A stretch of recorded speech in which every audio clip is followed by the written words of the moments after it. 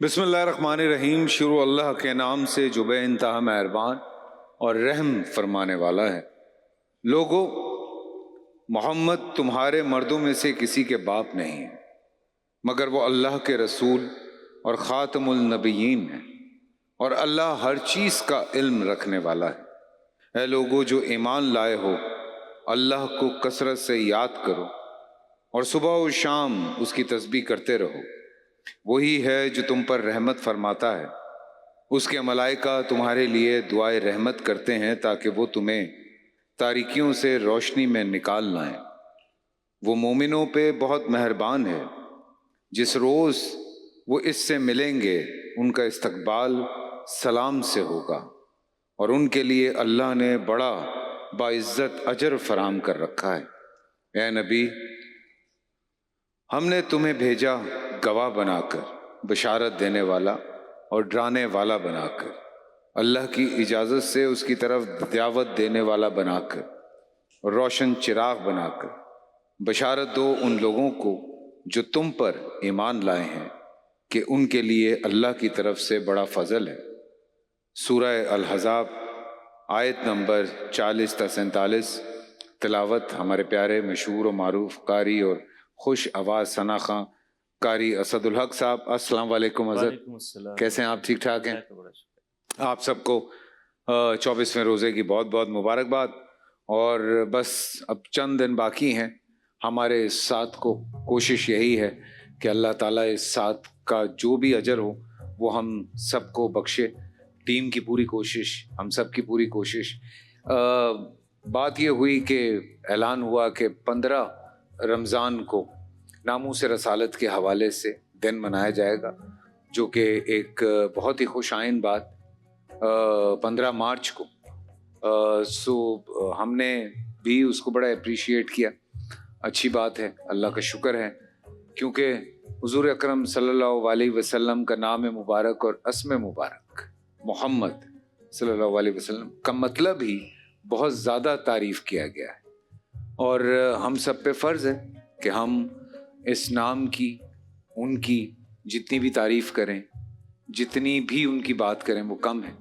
اور ناموس رسالت کے حوالے سے مختلف مفکرین نے بھی بڑا کچھ لکھا، اور انہوں نے بھی یہی کہا کہ یہ جو ناموس رسالت ہے، جو حضور پاک صلی اللہ علیہ وسلم کے حوالے سے جو عزت ہے، جو مقام ہے، اس پہ کوئی جو ہے وہ دوسری بات نہیں ہوگی۔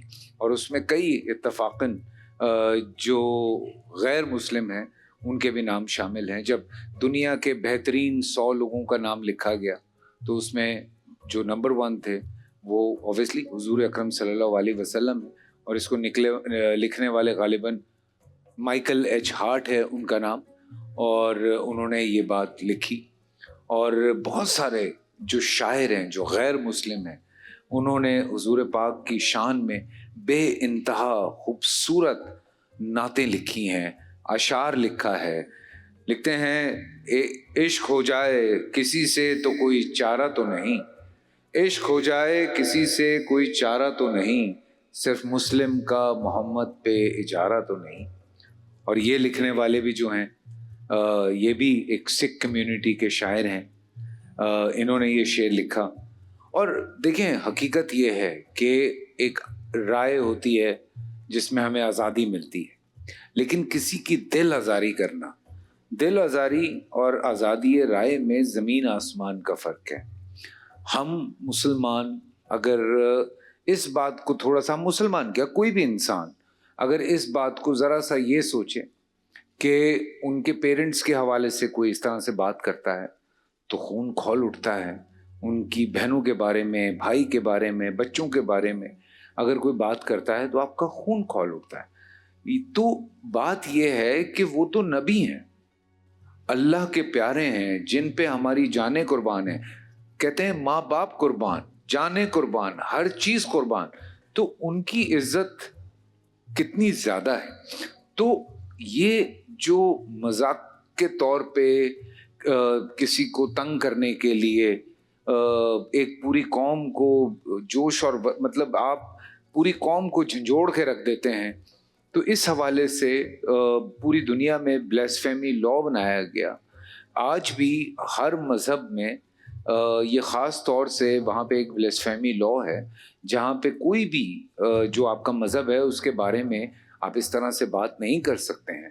وہ تمام بزرگان دین جنہوں نے اسلام کے لیے کام کیا یا آج کے دور میں بھی جو اللہ کے نام پہ اتنا کام کر رہے ہیں، ہم سب ان کی بہت رسپیکٹ کرتے ہیں اور کرنی بھی چاہیے. حقیقت ہے جو اسلام کے لیے یا انسانیت کے لیے بھی کام کر رہا ہوتا ہے ہم اس کی بھی رسپیکٹ کرتے ہیں. تو حضور پاک صلی اللہ علیہ وسلم کی جب ہم بات کرتے ہیں تو ٹھیک ہے، جب آپ نے دعوت اسلام دی تو لوگ اس بات کو نہیں مانتے تھے اسلام کو، لیکن آپ کی تعریف میں کبھی کسی نے کوئی بات نہیں کی کیونکہ سب آپ کی تعریف جو ہے وہ بڑھ چڑھ کے کرتے تھے. کہتے تھے کہ ہاں آپ جیسا انصاف پسند، آپ جیسا اعلیٰ درجے کا انسان ہم نے نہیں دیکھا. تو آج جب یہ ناموس رسالت کے حوالے سے لوگ مذاق میں یا کوئی اس طرح کی بات کر دیتے ہیں تو میرا خیال ہے کہ ایک اچھا یہ سلسلہ شروع ہوا 15 مارچ کے حوالے سے. اللہ کرے کہ اسی طرح سے قائم رہے، پوری دنیا کو دکھایا جائے، سمجھایا جائے. لیکن ہم یہی کہتے ہیں کہ اس کو انٹرنیشنل فورم پہ بھی لے کے جایا جائے. جب ایک انٹرنیشنل فورم پہ کھڑے ہو کے ہمارے ایکس پرائم منسٹر صاحب نے کہا کہ وہ ہمارے دل میں رہتے ہیں، اور جب وہ ہمارے دل میں رہتے ہیں تو آپ اس طرح سے کوئی بات نہیں کر سکتے. تو وہ تکلیف، وہ درد ہمیں بھی سمجھ آتا ہے، آپ کو بھی سمجھ آتا ہے. ہماری 100 دفعہ جانے ہوں تو 100 دفعہ قربان ہے اللہ اور اس کے رسول پہ. تو اللہ پاک ہم سب کو یہ عقل دے. اپنے دوستوں سے بھی اگر کہیں کوئی اس طرح سے کوئی مذاق کرتا ہے یا کوئی بات کرتا ہے، منع کیا کریں، سمجھایا کریں. اور اس پہ بات ہونا بہت ضروری ہے. آج علماء کرام یہاں پر ہوں گے، ہم ان سے بات کریں گے اور ہم آگے بڑھیں گے تھوڑا سا. جی کیا کہہ رہے ہیں؟ جی ہم آگے بڑھیں گے اور آج پروگرام کا افتتاح یا ہم باقاعدہ نشریات کا آغاز نعت رسول مقبول سے کریں گے. ابرار حسین صاحب ہمارے ساتھ یہاں پہ موجود ہیں. محترم ابرار حسین صاحب السلام علیکم. جی وعلیکم السلام. کیسے ہیں ابرار صاحب؟ ماشاء اللہ ماشاء اللہ. میں نے کہا ویسے تو ہمیشہ ہم اللہ کے بابرکت نام سے شروع کرتے ہیں، لیکن آج چونکہ ناموس رسالت کے حوالے سے بات ہو رہی ہے تو نعت رسول مقبول سے اگر بسم اللہ کی جائے. بسم اللہ.